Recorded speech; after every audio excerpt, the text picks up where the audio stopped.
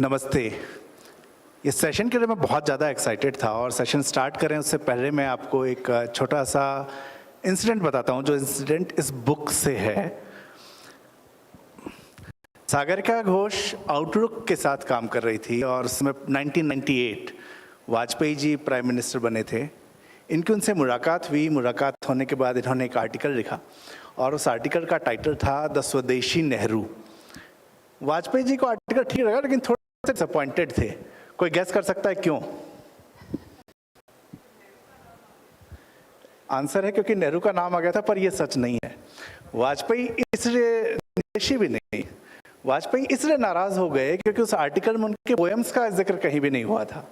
तो एक कवि को अगर आप प्रधानमंत्री बना दें तो प्रधानमंत्री एक तरफ है लेकिन कवि उसके अंदर का जिंदा रहता है, और ये आज का सेशन है अ पोएट प्राइम मिनिस्टर। तो नमस्ते दोस्तों, मेरा नाम है नवीन चौधरी और आज देश की जानी मानी जर्नलिस्ट और लेखक सागरिका घोष जी के साथ हम बात करेंगे देश के सबसे लोकप्रिय प्रधानमंत्री अटल बिहारी वाजपेयी जी के बारे में, जिनकी बायोग्राफी इन्होंने लिखी है और बायोग्राफी मैंने पढ़ी। इसके बारे में मैं अपने विचार अभी बताऊं, उससे पहले हम बातचीत करेंगे और फिर वाजपेयी जी के बारे में कुछ और जानेंगे।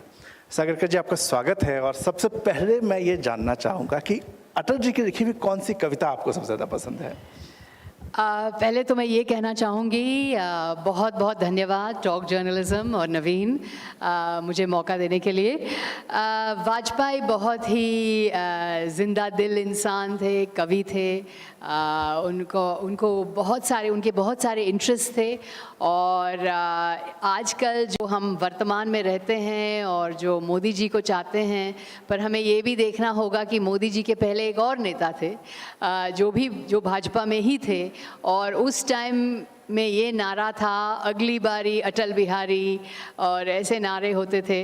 तो भाजपा के बहुत बड़े नेता थे, प्रधानमंत्री थे, सबसे पहले गैर कांग्रेसी प्रधानमंत्री बने, 4-5 साल उनका कार्यकाल रहा। और वाजपेयी जी सांसद थे, विपक्ष के सांसद थे, उस टाइम के सांसद थे जब कांग्रेस का दबदबा था, जब कांग्रेस बहुत ही डोमिनेंट पार्टी थी। और वाजपेयी कवि थे और बहुत शानदार कविताएं लिखते थे और लिटरेरी थे। और देखिए आजकल हम जो नेता को देखते हैं नवीन, तो हम नेता जैसे लगते हैं कि 24/7 सिर्फ नेतागिरी करते हैं और भ्रष्टाचार है और नेतागिरी है और सिनिकल पॉलिटिक्स है।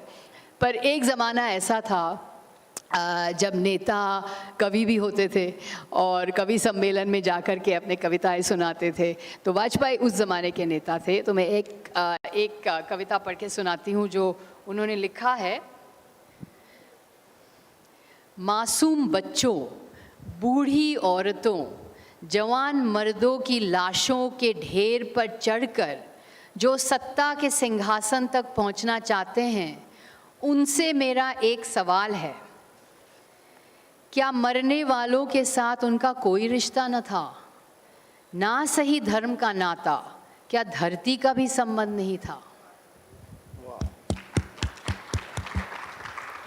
एक और कविता है जो वाजपेयी को बहुत अच्छा लगता था, ये I will read this out. ये शिवमंगल सिंह सुमन की कविता है।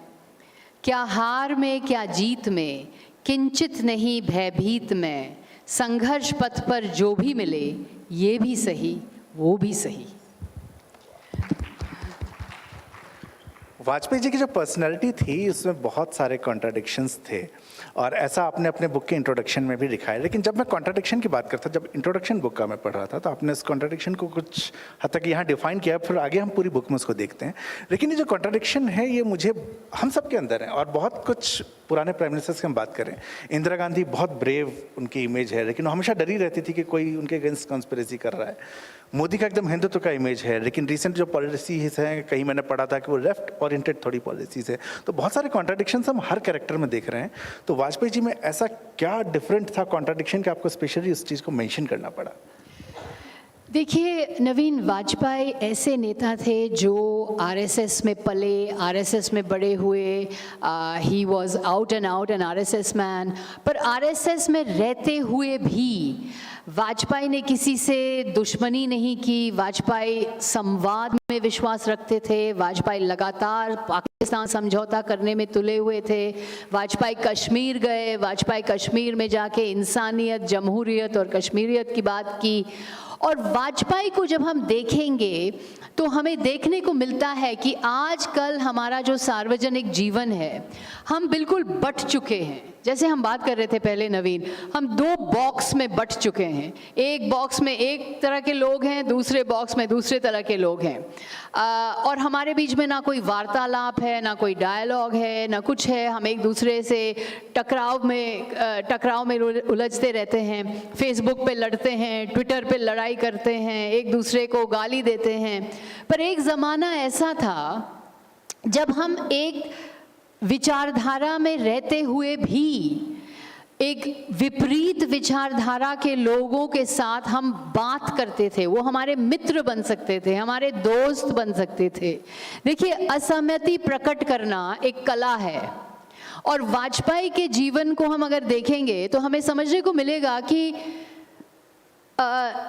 हम दोस्त बन सकते हैं, हमारे बीच में मित्रता हो सकती है, हमारे बीच में संबंध हो सकते हैं, ना कि हमारे बीच में सहमति हो। ये ज़रूरी नहीं है कि दोस्ती के लिए सहमति हो, ये ज़रूरी नहीं है कि प्यार के लिए सहमति हो, ये ज़रूरी नहीं है कि पारिवारिक संबंध के लिए सहमति हो।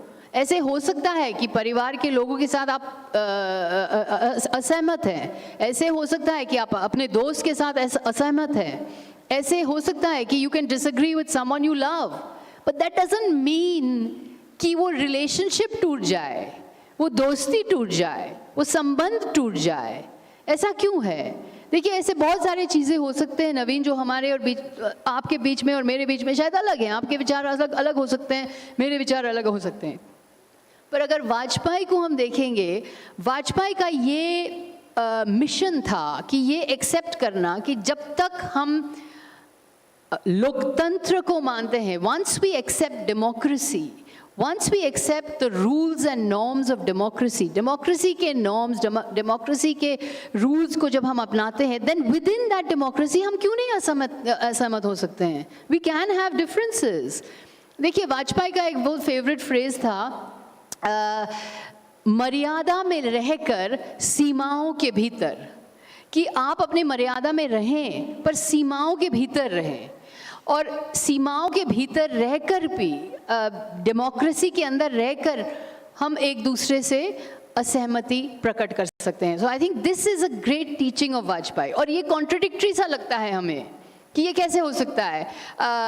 जैसे मैं लिबरल कहती हूँ अपने आप को, और मैंने एक किताब लिखी है why I am a liberal, और मेरे बहुत सारे लेफ्टिस्ट फ्रेंड्स हैं जो मेरे ऊपर बरस गए मैंने जब ये किताब निकली कि तुम लिबरल हो, उदारवादी हो, तो फिर तुम वाजपेयी के बारे में क्यों लिख रही हो? क्या तुम यति नरसिंहन के ऊपर अब लिखोगी, बायोग्राफी लिखोगी? तो मैंने कहा पहले तो ये देखना होगा कि वाजपेयी और यति नरसिंहन के बीच में कोई फ़र्क नहीं है क्या?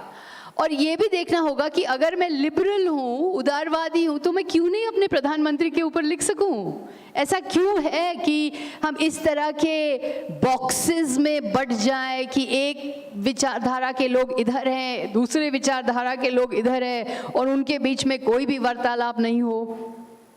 तो वाजपेयी ऐसे व्यक्ति थे जो, देखिए, हिंदू धर्म और वेदांतिक प्रिंसिपल्स को हम अगर देखेंगे तो ये है वाद विवाद संवाद। वाद विवाद संवाद हमारा एक पारंपरिक लेगेसी है, और मैं समझती हूँ कि वाजपेयी इसको बहुत मानते थे। वाजपेयी के बहुत अच्छे दोस्त थे जो लेफ्टिस्ट थे। वाजपेयी के खुद जो फादर थे, वाजपेयी के जो पिताजी थे, बहुत बड़े संस्कृत के विद्वान थे। उनके दादा भी संस्कृत के विद्वान थे, और वो कभी आरएसएस को नहीं माने। उनको अच्छा नहीं लगता था कि वाजपेयी आरएसएस ज्वाइन कर लिया, पर उस एक परिवार में रहकर भी अलग अलग विचारधारा के लोग वाजपेयी परिवार में थे। So I think that is what today seems contradictory to us, but it's something we need to learn कि डेमोक्रेसी का अर्थ क्या है। डेमोक्रेसी का अर्थ ये है कि हम डिसएग्री करने का आर्ट को सीखें. How can we disagree with each other? This is an art. How can we remain friends and disagree? So democracy is the art of disagreement. हम एक दूसरे कितना बोरिंग हो जाता कि अगर हम सब एक साथ सभी एक तरह के सोच में हैं, सभी एक तरह के we are all thinking the same things. Boring हो जाता. Democracy is about many different views. और एक democrat has to accept another point of view. अगर वो डेमोक्रेसी को पालन करेगा, डेमोक्रेसीज के रूल्स और नॉर्म्स को पालन करेगा, डेमोक्रेसी के मर्यादा के अंदर रहेगा, डेमोक्रेसी के नियम के अंदर रहेगा, अगर डेमोक्रेसी के नियम के अंदर रहेगा, तो फिर why can't we have disagreement? Completely agree. और सबसे बड़ा एग्जाम्पल जो है संसद में वाजपेयी जी और नेहरू जी का था. दोनों की पॉलिटिकल आइडियोलॉजी पूरी तरह से अलग थी, लेकिन दोनों का रेस्पेक्ट एक दूसरे के लिए. और वाजपेयी बहुत छोटे थे उनसे उम्र में, लेकिन जब आप बुक को पढ़ेंगे आप बहुत सी चीज़ें ऐसे देखेंगे कि नेहरू जी काफ़ी रेस्पेक्ट करते थे वाजपेयी जी की, और वाजपेयी जी बहुत रेस्पेक्ट करते थे नेहरू जी की.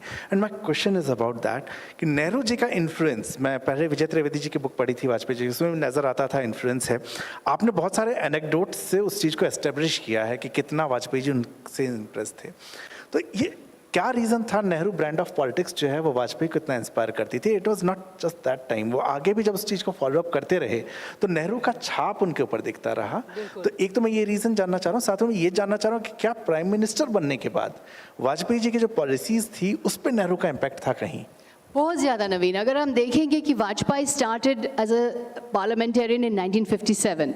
देखिए, वाजपेयी 10 साल से नहीं, 20 साल से नहीं, 30 साल से नहीं, 40 साल से नहीं, 50 साल से वाजपेयी सांसद रहे. और 1957 से शुरू किया, 2004 में सांसद थे. 1957 to 2004, almost half a century. और 1957 में कांग्रेस का दबदबा था, नेहरू जी पार्लियामेंट में आते थे, और वाजपेयी बहुत प्रभावित थे नेहरू जी के साथ, नेहरू जी से.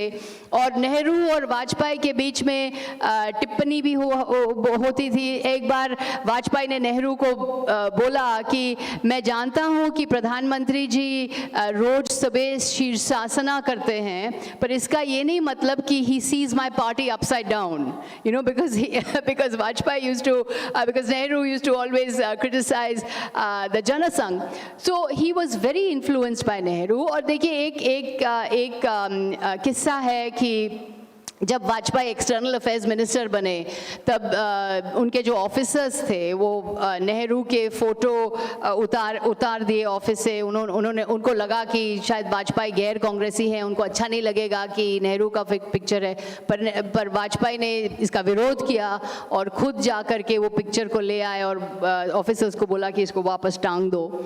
और पार्लियामेंट में जब नेहरू का स्टैचू इंस्टॉल हो रहा था तो वाजपेयी खुद जा कर के जो इंस्टॉल कर रहे थे उनको बोला कि इसको ऊपर कीजिए, तो ऐसा लगे कि पंडित जी हमारे ऊपर ध्यान रख रहे हैं, हमको ऑब्जर्व कर रहे हैं, स्टैचू को थोड़ा ऊंचा लेवल पे कर दीजिए. तो I think Nehru's influence on Vajpayee was very very great. And जब पॉलिसीज़ को देखेंगे नवीन, देखिए एक जनसंघ भाजपा के प्रधानमंत्री, इंडिया के पहले गैर कांग्रेसी प्रधानमंत्री सत्ता में आते हैं और लगातार पाकिस्तान के साथ समझौता की कोशिश करते हैं. बस में चढ़ के पाकिस्तान जाते हैं, मुशर्रफ को इंडिया बुलाते हैं, इस्लामाबाद जाते हैं, लाहौर जाते हैं. ये जो मीनार पाकिस्तान है, द सिंबल ऑफ पाकिस्तान, मीनार पाकिस्तान में जाकर के लिखते हैं विजिटर्स बुक में कि मेरी पार्टी में मुझसे कहती है कि पाकिस्तान क्यों गए हो, क्या तुम्हें पाकिस्तान के ऊपर मोहर लगाने की ज़रूरत थी? तो वाजपेयी ने कहा क्या पाकिस्तान मेरी मोहर पे चलता है क्या? पाकिस्तान तो अपने उसमें मकसद में, अपने दिशा में चलता है. तो इस तरह से अपने पार्टी से मुकाबला करके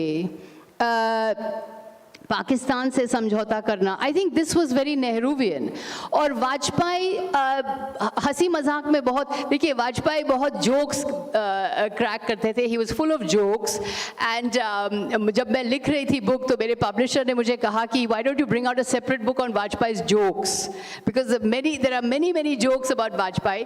एक मज़ेदार किस्सा है, मैं आपको सुनाती हूँ कि वाजपेयी एक बार डिनर में बैठे हुए थे एंड नानाजी देशमुख जो बहुत ही वरिष्ठ नेता, जनसंघ के वरिष्ठ नेता थे, वो भी थे।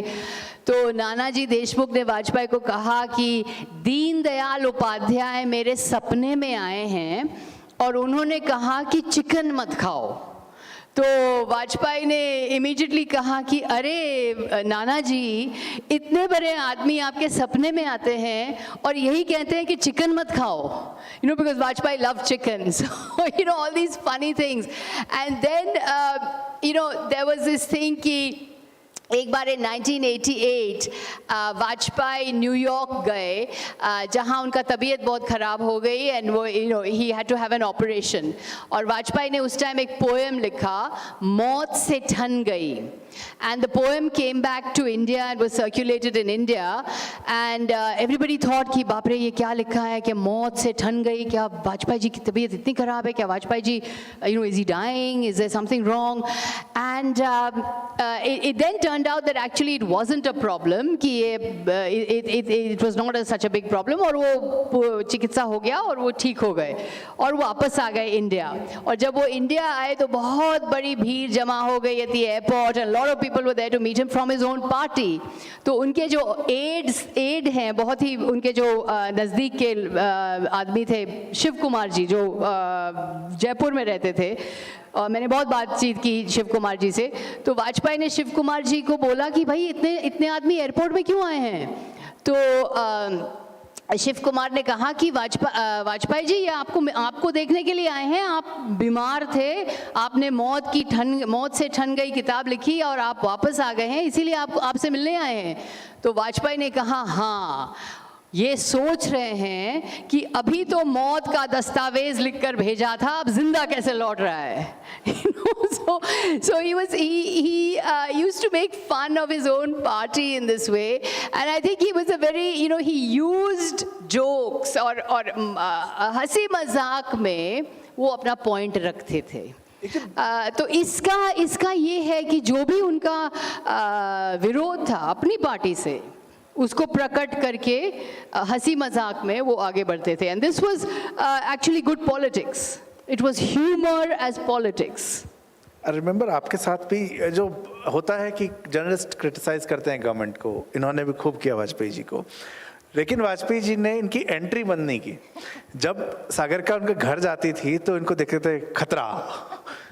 उनके आके पार्टीज भी काफ़ी, होली वगैरह के पार्टीज भी काफ़ी, उनके पार्टीज बहुत होते थे। और मैं ये जर्नलिज्म स्टूडेंट्स हैं तो मैं एक स्टोरी सुनाती हूँ इसी के बारे में, फिर मैं पार्टीज में आती हूँ।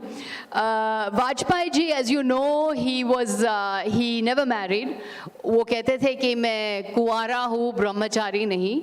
और वो रहते थे मिसेस कॉल के साथ, जो उनके she was a very good friend of his, और with Mrs Kaul and mister Kaul, her husband.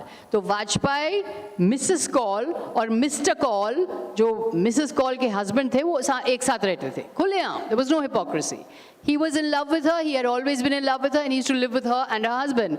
तो एक बार एक प्रेस कॉन्फ्रेंस में एक पत्रकार, you know, this was how free the media could be in those days। पत्रकार ने पूछा कि वाजपेयी जी उस समय विदेश मंत्री थे, कि वाजपेयी जी छोड़िए ये तिब्बत और पाकिस्तान और चाइना, ये सब बातें छोड़िए, बताइए मिसेस कॉल कौन है? Who is Mrs. Call? Can you imagine a journalist asking this question today to any big leader? But anyway, journalist asked, who is Mrs. Call? तो वाजपेयी सोचकर बोले कि ये कश्मीर जैसा मामला है।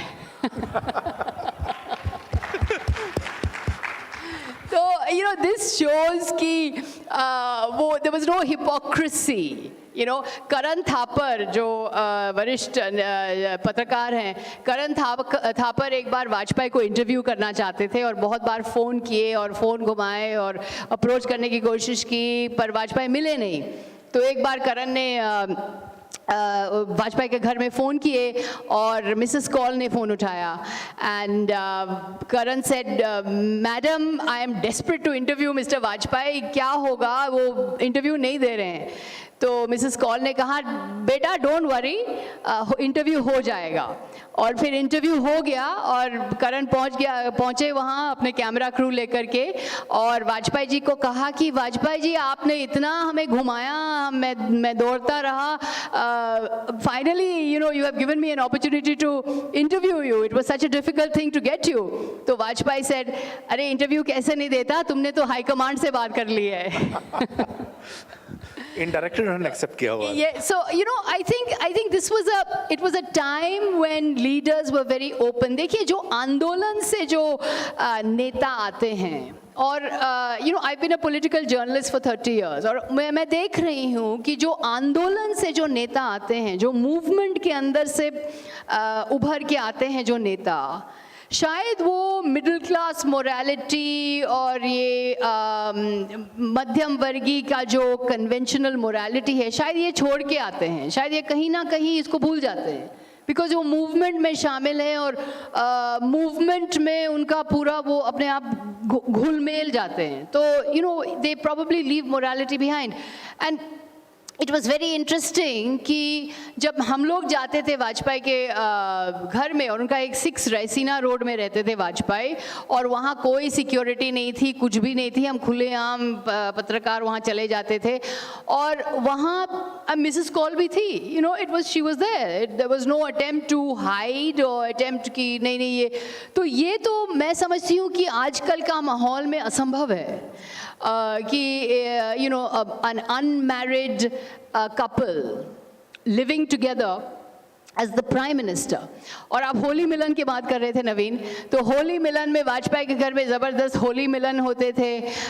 we used to all go और it was like a different India, like a different time, एक अलग देश। when I think about आज जब हम नेता को देखते हैं, नेता और पत्रकार के बीच में एक पावर इक्वेशन जो है, नेता यहाँ है, पत्रकार बिल्कुल नीचे है, जर्नलिस्ट एकदम उनके just completely at their feet। It was not like that at all, it was a much more equal relationship। और होली मिलन पे हम जाते थे, वाजपेयी के घर जाते थे और वाजपेयी खूब खुशी से नाच रहे हैं और गाना गा रहे हैं, और वहाँ पत्रकार आते थे, नेता आते थे, जैसे कलाकार आते थे, सोनल मानसिंह, उमा शर्मा, बहुत सारे कवि आते थे जो वाजपेयी कविता की दुनिया से बहुत ताल्लुक़ रखते थे, तो वो आते थे। और यशवंत सिन्हा दिखते थे वहाँ मंजीरा बजाते हुए, वाजपेयी डांस कर रहे हैं। और एक बार वाजपेयी को घसीट के ले गए डांस फ्लोर पे, वाजपेयी डांस करने लगे और उसके बाद he came to us the journalist and said अब तो ऑपरेशन करना ही पड़ेगा, बिकॉज उनके घुटनों में बहुत दर्द थी और वो he had to have a knee operation. So it was a different time where politicians felt that they were accountable to journalists। देखिए जर्नलिस्ट ऐसे नहीं थे कि सेंट्रल हॉल में आप आ नहीं सकते हैं, आप प्रश्न नहीं पूछ सकते हैं, अगर आप प्रश्न पूछेंगे तो आप एंटी नेशनल है, या आप अगर जवाब करेंगे सवाल करेंगे तो आप आंदोलन जीवी हैं, या खान मार्केट गैंग है, या इस गैंग है या वो गैंग है। तो ऐसा नहीं था। वाजपेयी के सबसे करीब के आदमी थे जॉर्ज फर्नांडिस। देखिए जॉर्ज फर्नांडिस जो सोशलिस्ट थे, he was a trade union leader। George Fernandes आजकल की we cannot even imagine that George Fernandez would be anywhere near the government today। So I think that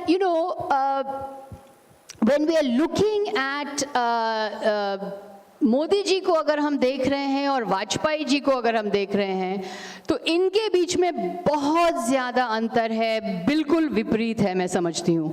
क्योंकि मोदी कभी सांसद नहीं रहे जिस तरह से वाजपेयी सांसद थे, जैसे मैंने कहा 50 साल तक, और वाजपेयी विपक्ष में रहते हुए he moved 20 bills while he was in opposition। And जिस तरह से आज पार्लियामेंट का उल्लंघन हो रहा है, जिस तरह से आप देख रहे हैं कि पार्लियामेंट में किस तरह से मंत्री किस तरह से पार्लियामेंट में एक दूसरे के ऊपर बरस रहे हैं, ऐसा कभी नहीं था वाजपेयी के ज़माने में। वाजपेयी के ज़माने में तो ऐसा था कि उनके ऑफिसर्स हम पत्रकारों को बताते थे कि प्रधानमंत्री तो हाउस में बैठे हुए हैं और काम नहीं कर रहे हैं, हाउस में बैठे हुए, पार्लियामेंट में बैठे हुए हैं। तो he was constantly in parliament. Vajpayee के ज़माने में आपको याद होगा, आपको नहीं याद होगा क्योंकि आप यंग हैं, पर इन 1999 वाजपेयी की सरकार एक वोट से गिरी, संसद में एक वोट से सरकार गिर गई। क्या ये आज हम कल्पना भी कर सकते हैं कि कोई भी सरकार, कोई भी भाजपा सरकार एक वोट से गिर जाएगी? वो वोट तो करोड़ों में पता नहीं कहाँ से, मतलब क्या क्या हो जाएगा उस वोट का, पर एक वोट से वो सरकार गिर गई। और जो हिंदुत्व विचार के जो संस्थाएं थी, जैसे भारतीय मजदूर संघ, स्वदेशी जागरण मंच, विश्व हिंदू परिषद, बजरंग दल, ये लगातार वाजपेयी के ऊपर आक्रमण करते रहे। वाजपेयी के सरकार को पांचजन्य ने एक एडिटोरियल लिखा कि this government has to be consigned to the dustbin.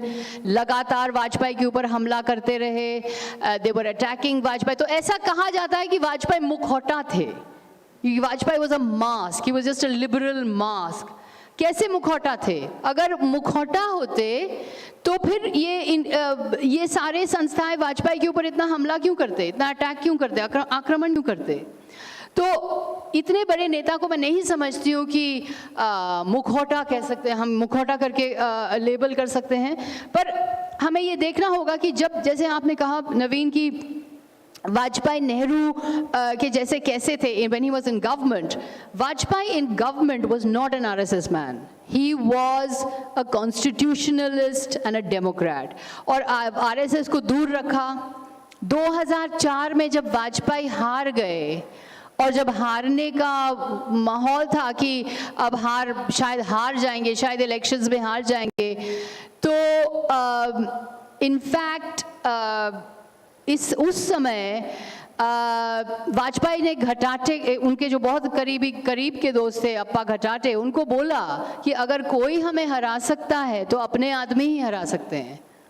सो उनको ये शक था कि शायद अपने आदमी सैबोटाज करेंगे, अपने ही आदमी, अपने लोग ही सैबोटाज करेंगे। So, you know, I think that to call him a mukhota is not fair, and I think that politically राजनीति के तौर पर अगर हम वाजपेयी को देखें, तो अगर भाजपा पार्टी मॉडर्न, आधुनिक 21st सेंचुरी पार्टी बनना चाहती है, तो मैं समझती हूँ कि वाजपेयी को अपनाना पड़ेगा, वाजपेयी की तरफ, वाजपेयी को लेकर उनको चलना पड़ेगा। Vajpayee created that template. यहाँ पे एक मेरा थोड़ा सा डिसएग्रीमेंट है आपकी बुक को पढ़ते हुए ही। 2004 में जब वाजपेयी हारे, सब तरफ से लग रहा था वाजपेयी जीतेंगे, शाइनिंग इंडिया था, बहुत सारे चीज़ें कहेगी कि कैंपेन खराब हो गया, ये हो गया। लेकिन वाजपेयी का जो पूरा मैनिफेस्टो था, पूरे मैनिफेस्टो में आरएसएस का जितना भी एजेंडा है, आर्टिकल 370, राम मंदिर, ये सब बैक सीट पे थे।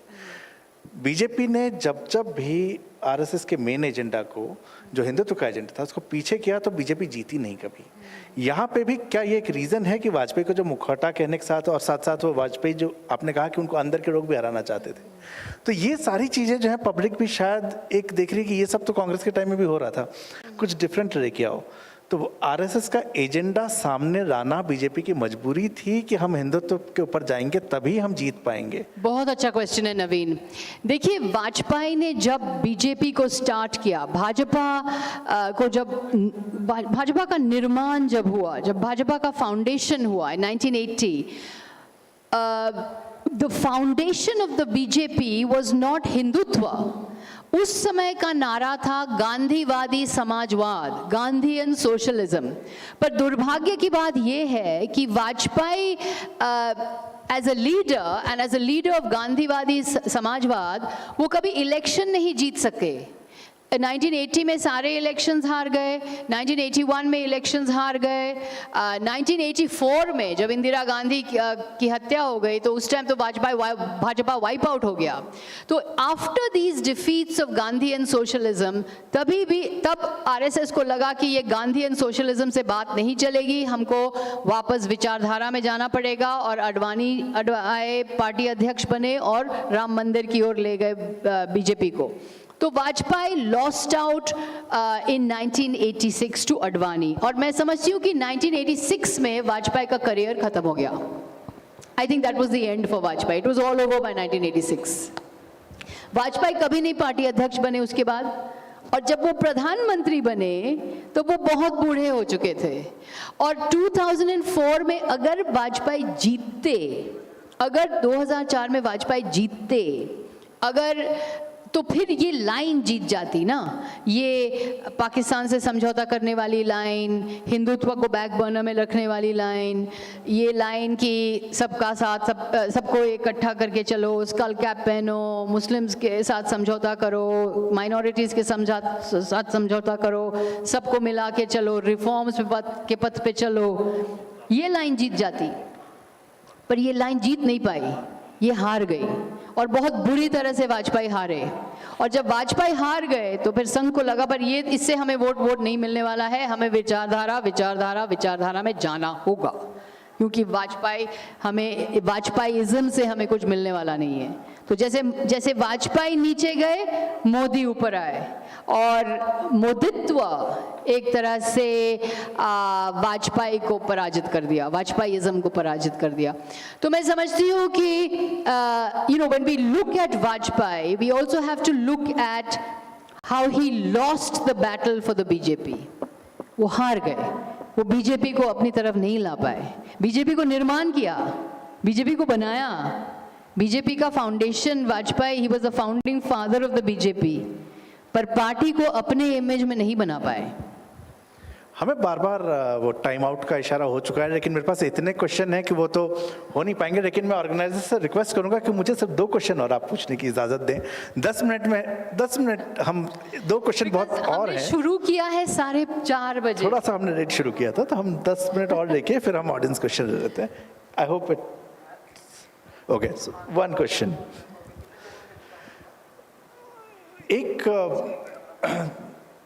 एक आपके ऊपर एक्विजिशन है जो रिव्यूज में बहुत सारे लोगों ने किया है, तो ये पूछना एक ऑथर से बहुत ज़रूरी है। उन्होंने कहा कि आपने वाजपेयी जी के बारे में, एक लेफ्ट साइड तो कहता है आप तो चले गए, अब उधर चले गए, आप सोल्ड आउट हैं, लेकिन राइट विंग भी खुश नहीं है। वो कह रहा है कि आपने ये बुक इसलिए लिखी है ताकि आप बता सकें वाजपेयी तो अच्छे थे, मोदी बुरे हैं। इस एक्विजिशन के बारे में नहीं, बिल्कुल नहीं नवीन, मैं इसको नहीं मानती हूँ। मैं समझती हूँ कि मोदी अलग है, वाजपेयी अलग है। मेरा मकसद ये था लिखने में कि मोदी से पहले एक ऐसे भाजपा के प्रधानमंत्री थे जिसको हमें याद करना होगा, क्योंकि उन्होंने भाजपा को बनाया, उन्होंने पहले भाजपा के प्रधानमंत्री बने। And we have to recognise कि बीजेपी का जो ये यात्रा है, जो ये लंबा सफ़र है, जो सफ़र पार करके बीजेपी अब यहाँ तक पहुँच पाई है, इस सफ़र को किसने बढ़ाया, किसने शुरू किया, किसने ये सफ़र को आगे किया, उनको भी तो याद करना होगा ना। हम वर्तमान में तो नहीं रह सकते हैं सिर्फ कि वर्तमान को देखें और सिर्फ वर्तमान में फंसे रहे। हमें इतिहास को भी देखना होगा, इतिहास को भी हमें इतिहास से सीखना होगा कि कौन था वो व्यक्ति जो इस बहुत बड़े डोमिनेंट पार्टी का निर्माण किया, और इस यात्रा, जिस लंबी यात्रा जिससे भाजपा यहाँ तक पहुँच पाई है, ये कैसे हुआ?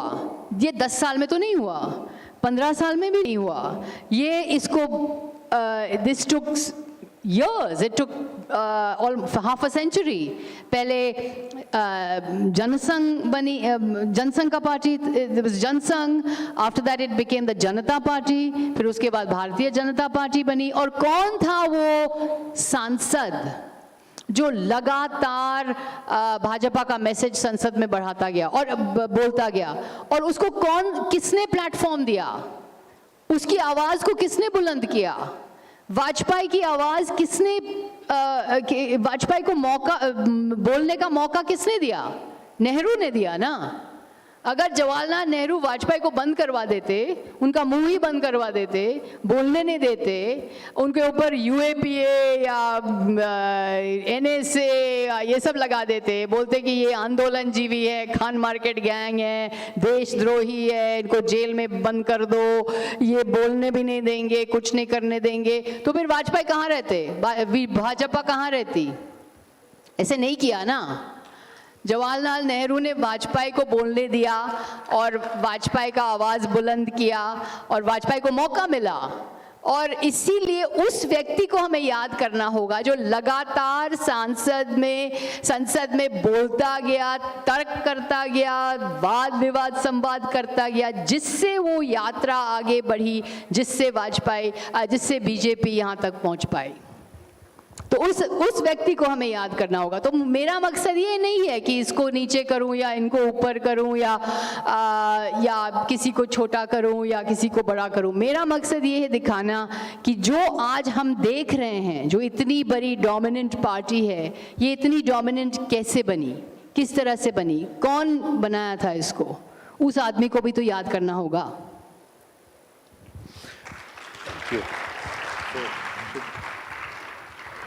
Thank you, ma'am. Thank you, sir, for this wonderful session.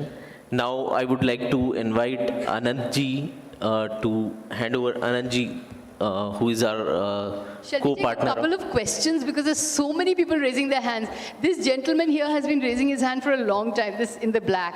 Sure, we'll have 1-2 questions from audience. Sure. ये नहीं जो सबसे पीछे नहीं, ब्लैक के पीछे जो बैठे, वो जो सबसे पीछे, वो शुरू से उठा रहे हैं हाथ। हाँ वो नहीं इनके पीछे वाले और। Hello ma'am, my name is Kaviraj. अभी मैंने आपकी पूरी स्पीच को सुना।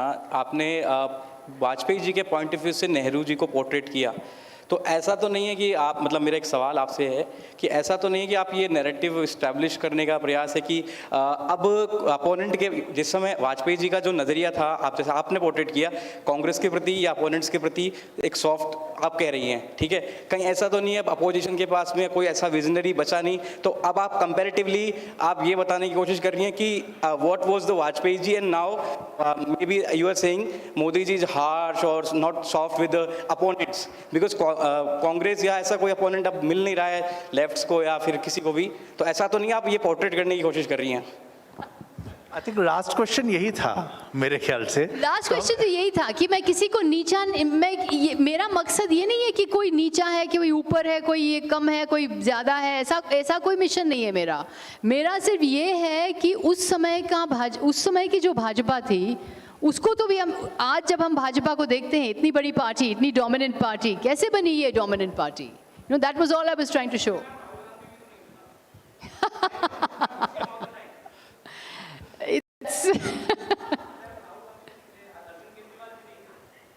अच्छा, राइट।